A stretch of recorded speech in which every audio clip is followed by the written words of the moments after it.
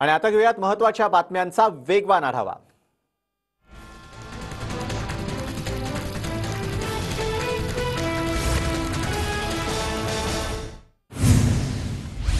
मराठा आरक्षणावरील सुप्रीम कोर्टातील आजची सुनावणी पुढे ढकलण्यात आली। आरक्षणावर प्रत्यक्ष सुनावणीचा निर्णय आता 2 आठवड्यांनी होणार आहे। पुढची सुनावणी 5 फेब्रुवारीला होणार आहे। आम्ही मराठा समाजावर अन्याय होऊ देणार नाही। कोर्टात प्रत्यक्ष सुनावणी होईल तेव्हा मराठा आरक्षणासंदर्भात सरकारची बाजू योग्यरित्या मांडू असं मंत्री अशोक चव्हाण यांनी म्हटलंय। राज्य सरकार मराठा आरक्षण प्रकरणात घोळ घालतंय असा आरोप देवेंद्र फडणवीसांनी केलाय। सरकार ठाम भूमिका मांडत नाही अशी टीकाही त्यांनी केली आहे। एकीकडे सरकार मराठा समाजाला आरक्षण देत नाहीये पण दुसरीकडे नोकर भरती मात्र सुरू करण्यात आली आहे। ही फसवणूक आहे असा आरोप विनायक मेटेंनी केलाय। सुनावणी पुढे गेल्यानं मराठा विद्यार्थ्यांचा भ्रमनिरास झाला अशी प्रतिक्रिया याचिकाकर्ते विनोद पाटील यांनी व्यक्त केली आहे। राज्य सरकारच्या टोलवाटोलवीच्या भूमिकेमुळे मराठा समाजाला सध्या तरी आरक्षण मिळेल असं वाटत नाही। त्यामुळे राज्य सरकारनं टोलवाटोलवी बंद करावी असा सल्ला आमदार शिवेंद्रराजेंनी सरकारला दिलाय। मराठा आरक्षणाच्या मुद्द्यात भाजप केवळ राजकारण करतंय। राजकारणासाठी भाजप मराठा आणि ओबीसींना भडकवण्याचा प्रयत्न करतंय असा आरोप राज्यमंत्री अब्दुल सत्तार यांनी केलाय। मराठा आरक्षणाबाबत सरकार चालढकल का करतंय असा सवाल मनसे नेते बाळा नांदगावकरांनी केलाय। जर आरक्षण द्यायचं असेल तर देऊन टाका, उगीच टांगती तलवार ठेवू नका असं मत देखील त्यांनी व्यक्त केलंय। मराठा समाजानं कोल्हापुरातील ऐतिहासिक दसरा चौकात बेमुदत ठिय्या आंदोलन सुरू केलंय। सरकार वेळकाढूपणा करत असून मेगा भरतीचं षडयंत्र करत असल्याचा आरोप याचिकाकर्ते दिलीप पाटलांनी केलाय।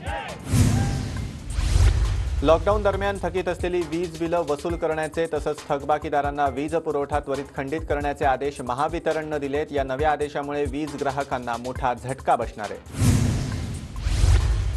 वाढीव वीज बिलावरनं राज्यात संतापाचं वातावरण आहे। वीज बिलांसंदर्भात ऊर्जा मंत्री नितीन राऊत यांना प्रश्न विचारला असता काहीही प्रतिक्रिया न देताच ते निघून गेले। ऊर्जा मंत्री दिवाळीनंतर गोड बातमी देणार होते मात्र ती आता हवेत विरली अशी टीका माजी खासदार राजू शेट्टींनी केली आहे। घरगुती वीज तोडून दाखवा मग आमच्या पद्धतीने उत्तर देऊ असा इशाराही त्यांनी दिलाय।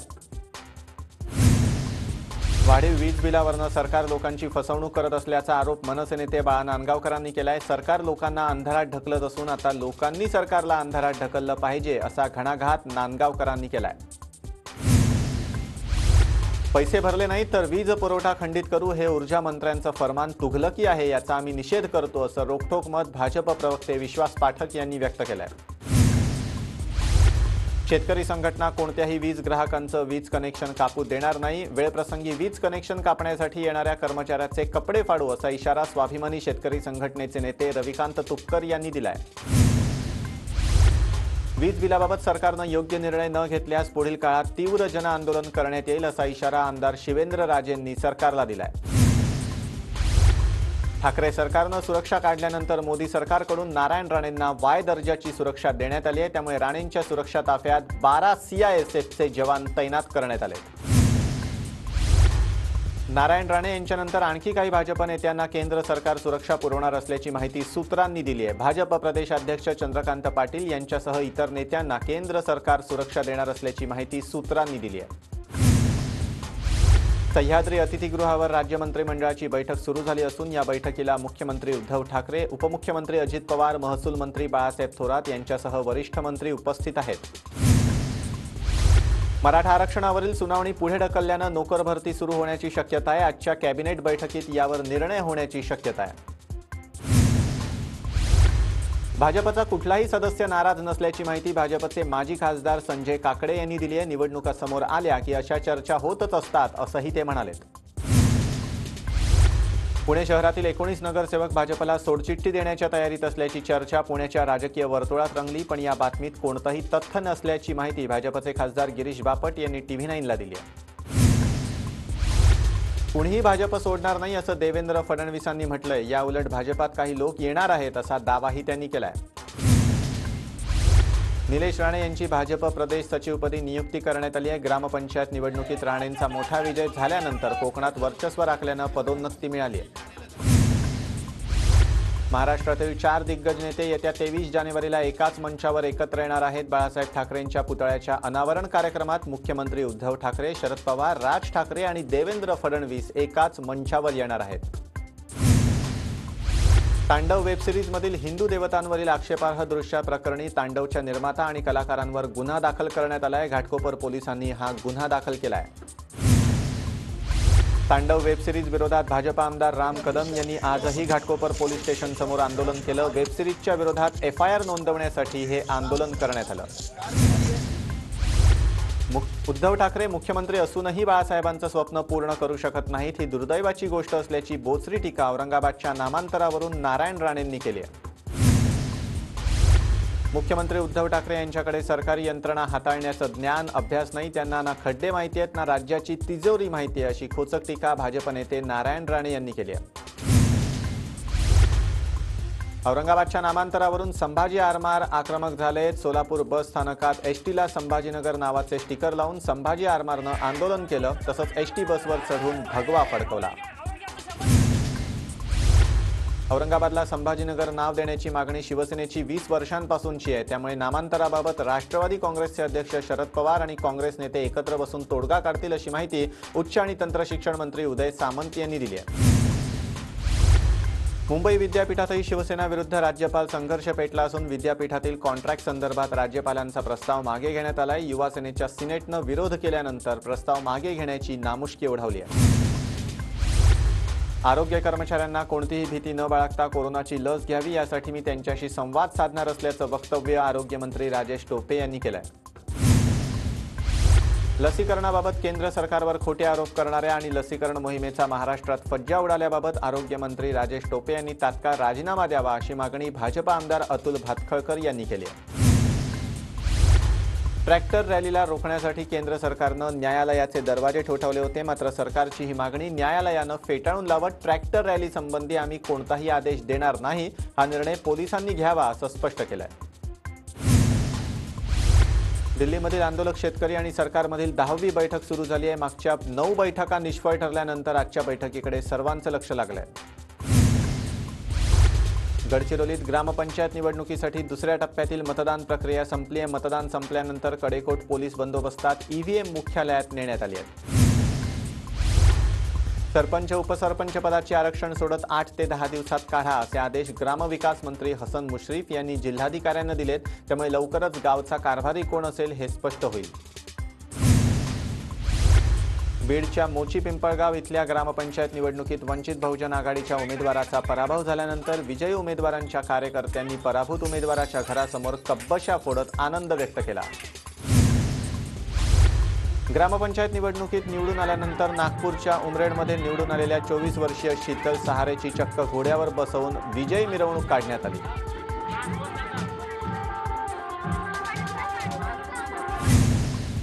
कोल्हापूरच्या दानोळीत विजयी उमेदवारांनी फटाक्यांची आतषबाजी केल्यानं परिसरात कचरा झाला होता. यावेळी निवडून आलेल्या प्रकाश पाटील यांनी स्वतःच पुढाकार घेत हा कचरा गोळा करून परिसर स्वच्छ केलाय. मीरा भाईंदर मनपाच्या महिला बालकल्याण समिती सभापती उपसभापती निवडणुकीत शिवसेना काँग्रेस उमेदवाराचा पराभव करत भाजपचा झेंडा फडकलाय. सभापतीपदी वंदना पाटील तर उपसभापतीपदी सुनीता भोईर विजयी झाल्यात.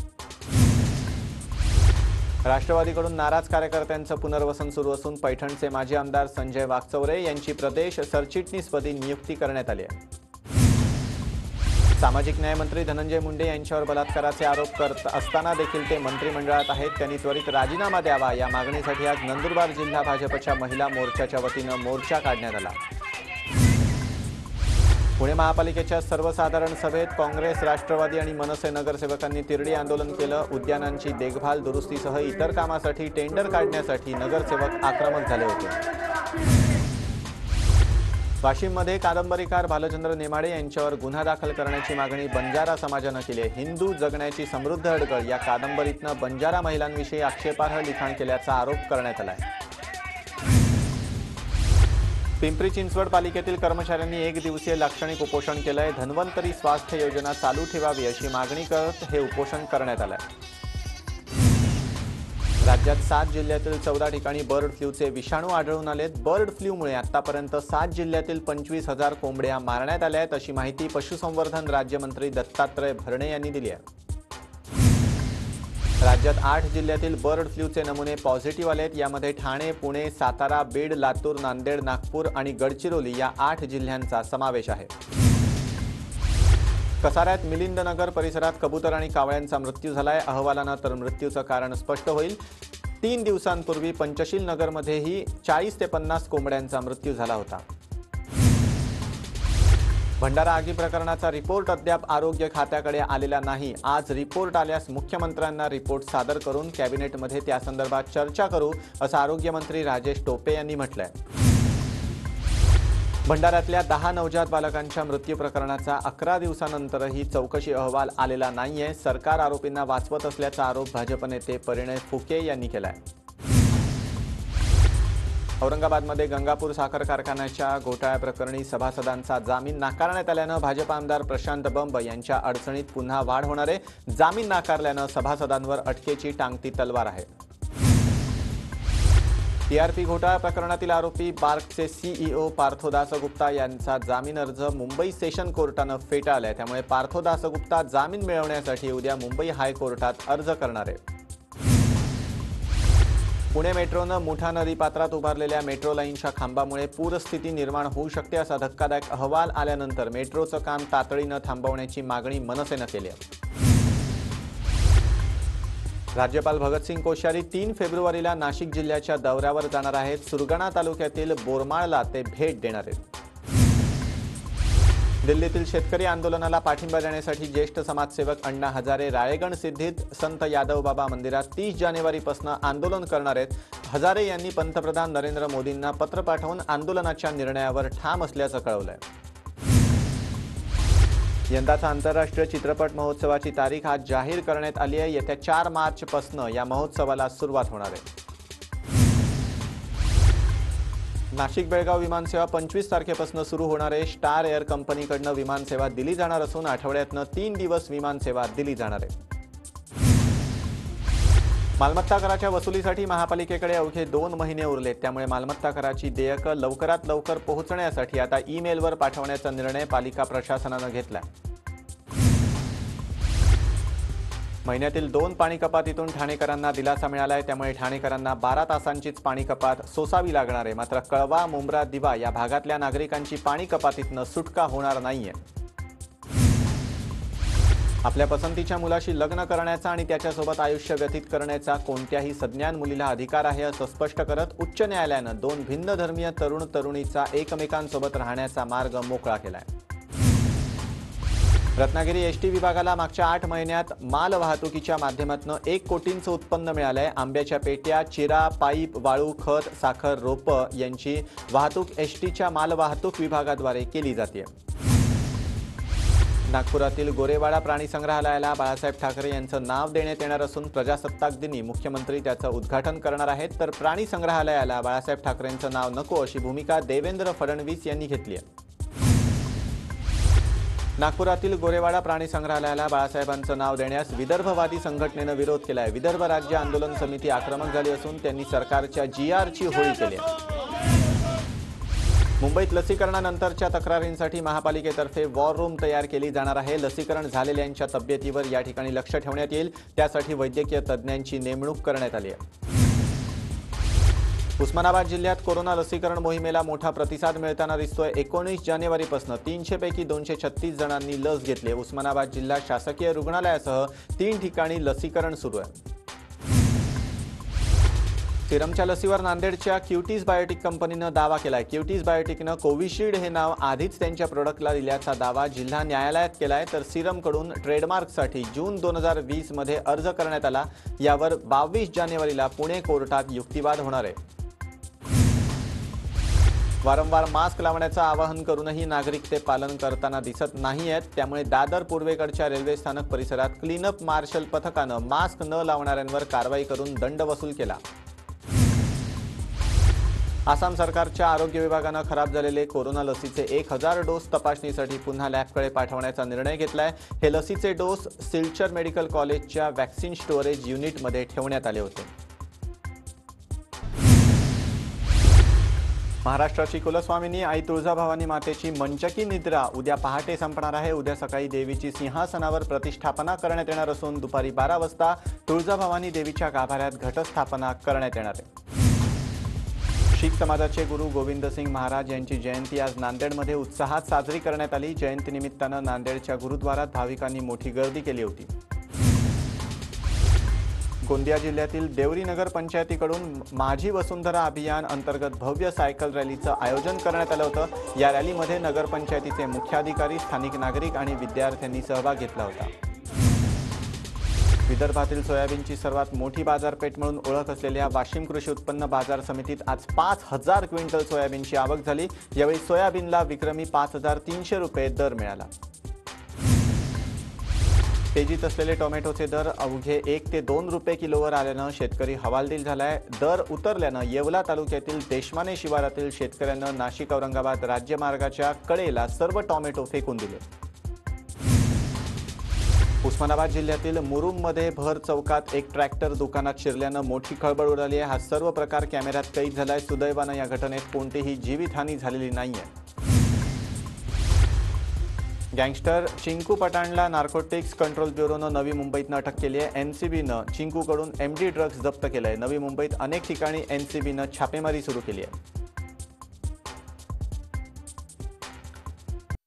वेळ संध्याकाळी 7ची। देश महाराष्ट्राची महत्वाची खबरबात जाणून घ्यायची। देश आणि महाराष्ट्राच्या मोठ्या बातम्यांचं बुलेटिन देश महाराष्ट्र रोज संध्याकाळी 7 वाजता। TV9 मराठी, काळजी तुमची, हित महाराष्ट्राचं।